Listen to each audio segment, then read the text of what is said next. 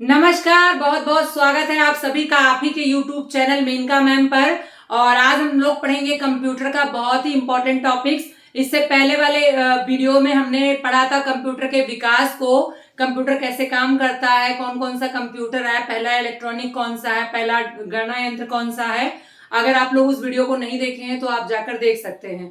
आज हम लोग पढ़ेंगे कंप्यूटर की पीढ़ियों को, जहां से संबंधित कई बार प्रश्न बनते हैं और आएंगे भी। आपके जो कंप्यूटर्स के फंडामेंटल्स हैं उसमें आपके मैंने बताया था पार्ट वाइज में पढ़ाऊंगी, जिसमें मैं फंडामेंटल में कंप्यूटर के इतिहास को, कंप्यूटर के प्रकार को और कंप्यूटर के पीढ़ियों को और कंप्यूटर के हार्डवेयर सॉफ्टवेयर टचिंग पार्ट को, और उसके बाद लैंग्वेज पढ़ाएंगे आप लोगों को, सॉफ्टवेयर पढ़ाएंगे। इस तरह से एक करके फंडामेंटल के सारे टॉपिक्स कवर कर देंगे। हमने आप लोगों को सिलेबस भी लिखवा दिया था पहले वीडियो में कि हमें क्या क्या पढ़ना है और क्या क्या नहीं पढ़ना है। तो जो जो पढ़ना है हमने उसको लिख भी दिया था और उसी क्रम में हम लोग आगे बढ़ रहे हैं। और टॉपिक वाइज जहां तक भी आपका कंप्यूटर है, सारे टॉपिक वाइज हम आपको यूट्यूब के माध्यम से प्रोवाइड कर देंगे। आज हमारा बहुत ही इंपॉर्टेंट टॉपिक है कंप्यूटर पीढ़ियों का, जहां से संबंधित जो क्वेश्चंस बनते हैं सारे इस वीडियो में हम कवर करेंगे।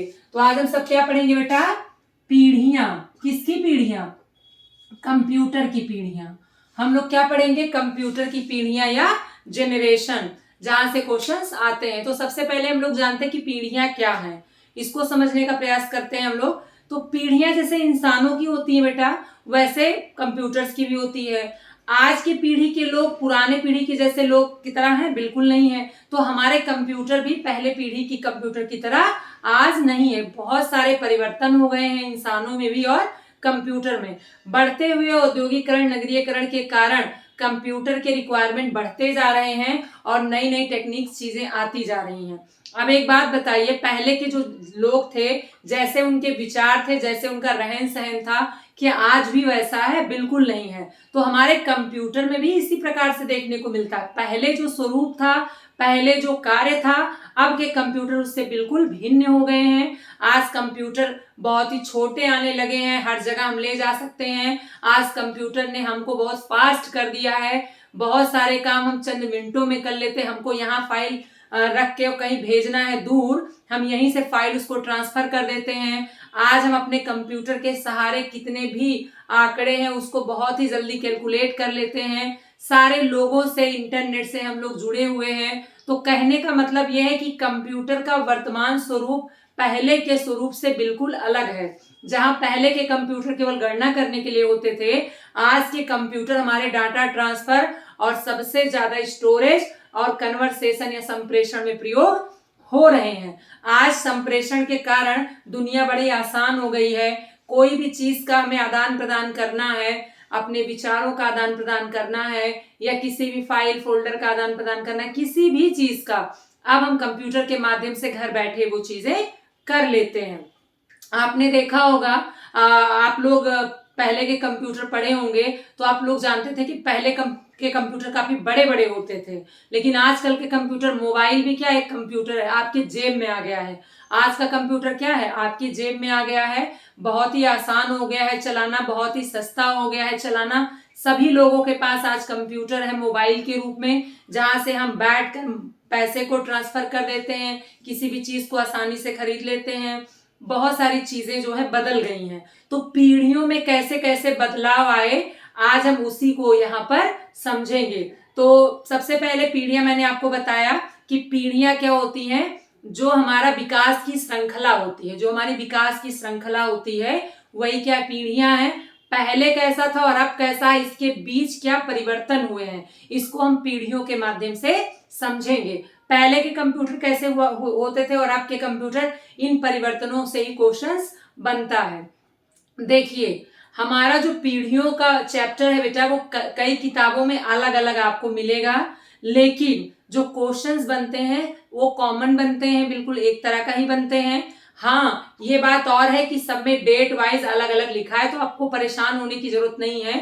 पीढ़ियों का कभी ईयर नहीं पूछता है, बस वो पूछता है कि कौन सी पीढ़ी में कौन सा इंस्ट्रूमेंट था और कौन सी लैंग्वेज थी, कौन सा ऑपरेटिंग सिस्टम था, कौन सी स्टोरेज डिवाइस थी या कौन सी विशेषता थी। यहां से क्वेश्चंस बनता है। अगर हम कार्य वाइज देखें या कार्य प्रणाली के आधार पे समझें, संरचना वाइज समझें, तो पीढ़ियों को हम 5 भागों में पढ़कर आसानी से समझ सकते हैं कि कैसे कैसे कंप्यूटर अपने परिवर्तित रूप में आया। आज जो कंप्यूटर मोबाइल फोन में देख रहे हैं, टैबलेट में देख रहे हैं, वो पहले ऐसा नहीं था। पहले के कंप्यूटर कैसे थे और अब के हैं कैसे, इसी बदलाव को आज हम इस वीडियो में समझेंगे। तो स्टार्ट करते हैं। मैंने आपको बताया कि कंप्यूटर पीढ़ियों को 5 भाग में हम लोग समझेंगे। आपको ईयर याद करने की जरूरत नहीं है, नहीं तो आप कहेंगे इस बुक में इस तरह दिया है, उस बुक में इस तरह दिया है। बुक वाले भी क्या कर किए हैं, वो कैटेगरी वाइज डिवाइड कर दिए हैं विशेषता के आधार पे। कहीं इसका ऑथेंटिक नहीं दिया है, फिक्स नहीं दिया है कि इतना ही तक इसका जनरेशन होगा। हालांकि 5 पीढ़ियों को उनके कार्यों के आधार पे बांटा गया, वही हम लोग यहाँ पर समझेंगे। आपको कंफ्यूजन बिल्कुल नहीं रखना है, बिल्कुल फैक्ट याद रखना है। जहां से क्वेश्चन आने नहीं है उस पे आपको जोर नहीं लगाना है। आपके क्वेश्चन जहां से बनते हैं आपको वही चीज समझना है, ठीक है बेटा। प्रश्नोत्तरी भी बिल्कुल सॉल्व करते रहिए आप लोग, और प्रश्नोत्तरी में हर टॉपिक्स का एक टॉपिक पढ़ाऊंगी और उससे संबंधित प्रश्नोत्तरी को दूंगी। उसके बाद लास्ट टाइम पे ज्यादा प्रश्नोत्तरी को सॉल्व करवाऊंगी, जिससे आपका आसानी से कवर हो जाए, आप लोग आसानी से कंप्यूटर पास कर लेंगे। टेक्निकल पे ध्यान लगाइए। हमारा वीडियो तो बस देखकर आप समझ जाएंगे, आपको ज्यादा उसमें रटने वटने की जरूरत नहीं पड़ेगी। तो आज हम लोग पढ़ते हैं पीढ़ियों की सबसे पहली पीढ़ी को। सबसे पहली पीढ़ी को हम 45 से 55 के बीच में समझ सकते हैं।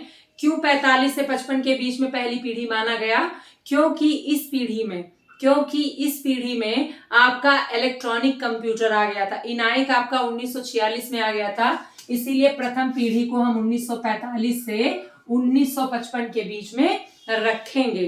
तो प्रथम पीढ़ी के कंप्यूटर कैसे होते हैं, ऐसे ओरली आप समझ लीजिए। ऐसे क्वेश्चंस घुमा के पूछता है तो कंफ्यूजन हो जाती है, क्योंकि आप रटे होते हैं।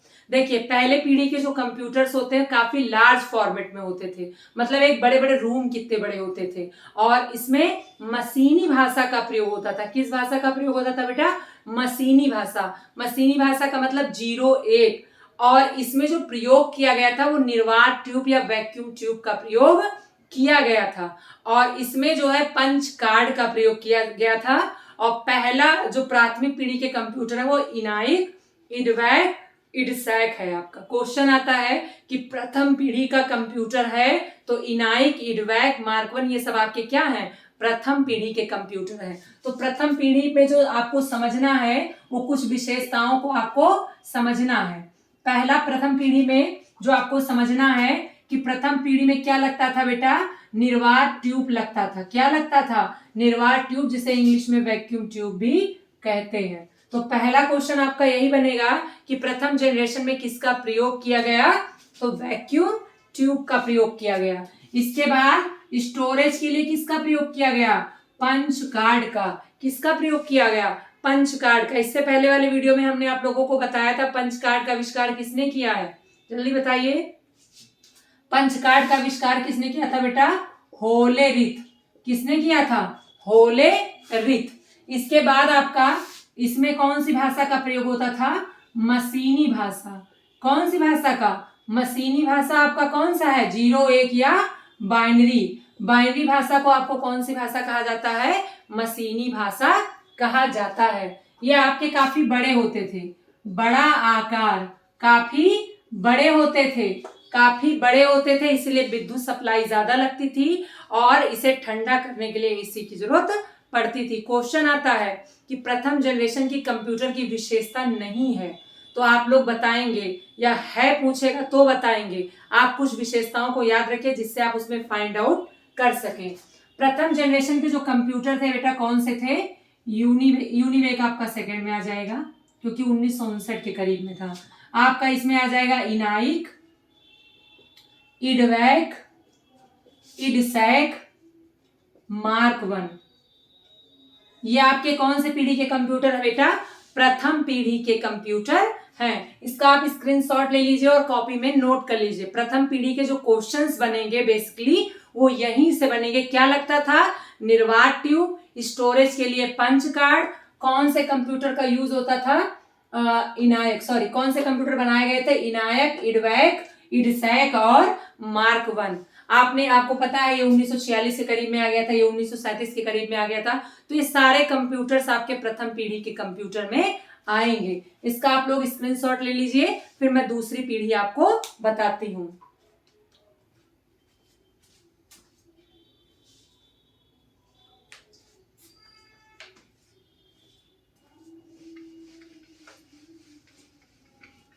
हमारी द्वितीयक पीढ़ी कौन सी है बेटा?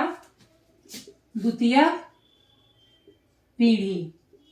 द्वितीयक पीढ़ी के कंप्यूटर कौन कौन से हैं, इसकी क्या विशेषता है? जैसे आपने प्रथम पीढ़ी समझा, वैसे द्वितीयक पीढ़ी को भी आसानी से समझ लेंगे।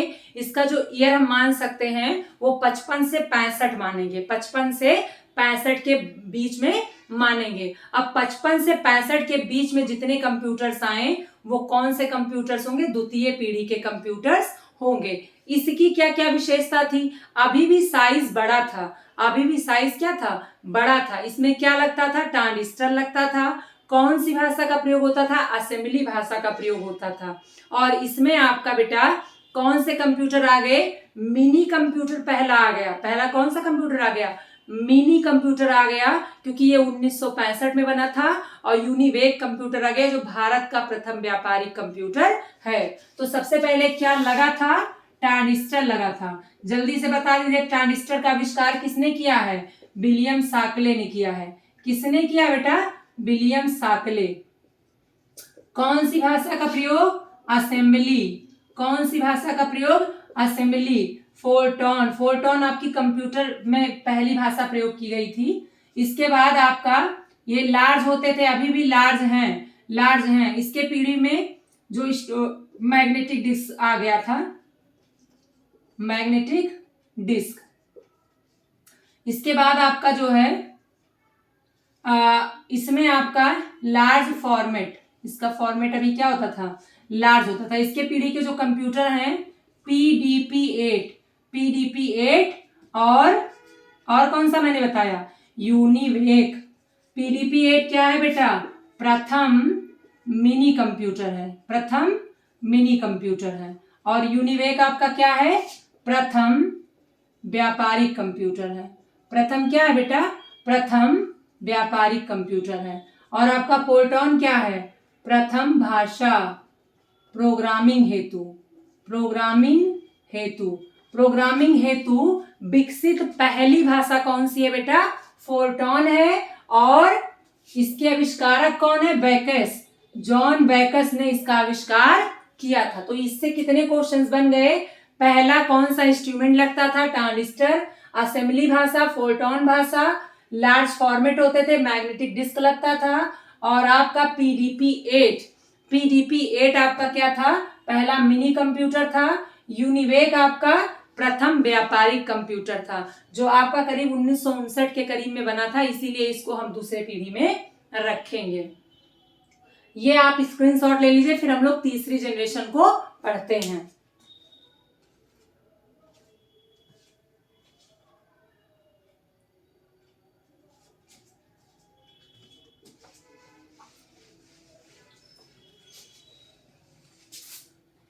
तृतीय जनरेशन, हमने आपको बताया था कि 5 पीढ़ियों में बांटा गया है। अब हम लोग पढ़ेंगे तृतीय पीढ़ी। इसमें क्या क्या चीजें हुई जहां से आपके क्वेश्चंस बनेंगे। पहला तो क्या लगता था? इसमें क्या लगता था बेटा? आईसी लगता था। क्या लगता था? आईसी। आईसी का फुल फॉर्म जल्दी बताइए। Integrated circuit. क्या फुल फॉर्म होता है? Integrated circuit. और आईसी को बनाया किसने था? James Kilby. ये क्वेश्चन भी आ सकता है। जेम्स किल्बी ने क्या बनाया था? आईसी बनाया था। इसके बाद इसमें बेसिक भाषा आ गई थी। बेसिक भाषा इसमें क्या हुआ था बेटा? आ गई थी। और इसमें आपका ऑपरेटिंग सिस्टम भी आ गया था। ऑपरेटिंग सिस्टम का भी प्रयोग होने लगा था, प्रयोग होने लगा था। बेसिक भाषा बेटा आपकी नींव का पत्थर कहा जाता है, नींव का पत्थर कहा जाता है। क्यों? क्योंकि ये सर्वाधिक प्रयोग होने वाली भाषा है, सर्वाधिक प्रयोग होने वाली भाषा है। अगर क्वेश्चन आएगा बेसिक जो है कौन सी भाषा है, तो सर्वाधिक प्रयोग होने वाली भाषा है। अब बेसिक का फुल फॉर्म भी पूछ लेता है कभी कभी, पता है कि नहीं? बता दें। जी हाँ, बेसिक का फुल फॉर्म क्या है? Beginner all purpose symbolic instructions code. Beginner all purpose symbolic instructions code basic का फुल फॉर्म होता है। ये तीसरे जनरेशन में आया था। जो तीसरे जनरेशन में आपका ARPANET भी आ गया था, है ना? ARPANET, ARPANET पता है ना? दुनिया का प्रथम ज्ञात नेटवर्क, प्रथम ज्ञात नेटवर्क, दुनिया का प्रथम ज्ञात नेटवर्क 1969 अमेरिका रक्षा विभाग द्वारा शुरू किया गया था। बहुत ही इंपॉर्टेंट क्वेश्चन है। इसका फुल फॉर्म क्या होता है? Advance research project agency. क्या फुल फॉर्म होता है? Advance research project agency. ये आपका दुनिया का प्रथम ज्ञात नेटवर्क था। इससे जो क्वेश्चंस बनेगा सबसे ज्यादा बनेगा कि इसमें क्या प्रयोग किया जाता था। तो आईसी बेसिक भाषा आ गई थी, हाई लेवल लैंग्वेज में प्रोग्राम बनने लगे थे, ऑपरेटिंग सिस्टम का यूज होने लगा था, और इसके साथ ही बेसिक भाषा आपका पहला नींव का पत्थर कहा जाता, पहला सबसे ज्यादा प्रयोग की जाने वाली भाषा थी, और इसी में ARPANET आ गया था, यानी दुनिया का प्रथम ज्ञात नेटवर्क। मतलब हमको क्या पढ़ना है कि कंप्यूटर में कैसे कैसे विकास हुआ, इसके कार्यक्रमों को हम लोग को पढ़ना है। इसको आप स्क्रीनशॉट लीजिए, चौथी जनरेशन पढ़ाएं। इस नोट्स आप लोग बनाते रहिए, बाकी तो मैं पेपर्स आप लोगों के सॉल्व ही करवा रही हूं।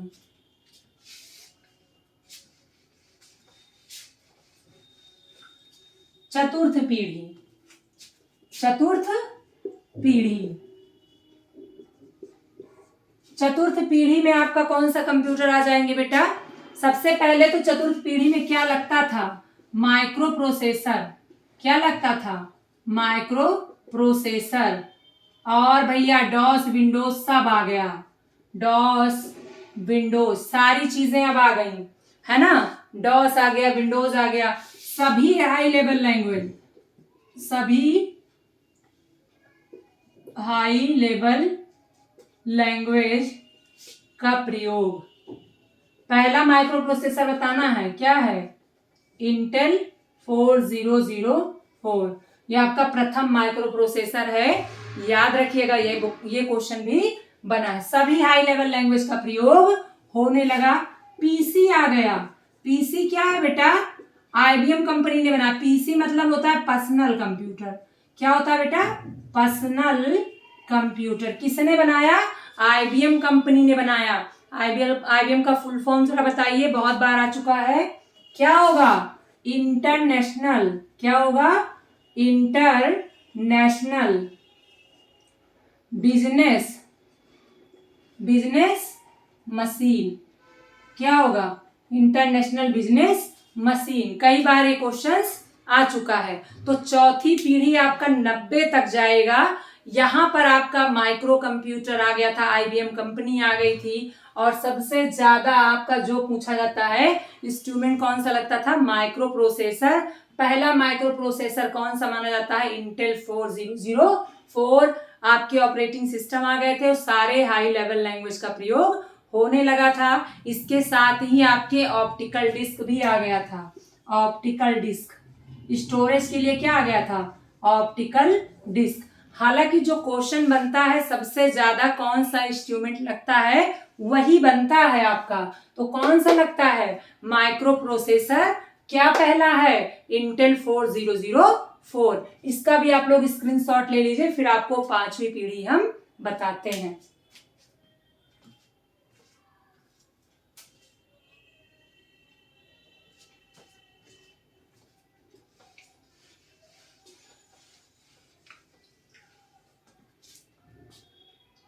पंचम पीढ़ी, पंचम पीढ़ी, इसे हम वर्तमान पीढ़ी भी कह सकते हैं, वर्तमान पीढ़ी, और इसे हम भविष्य की पीढ़ी भी कह सकते हैं, भविष्य की पीढ़ी।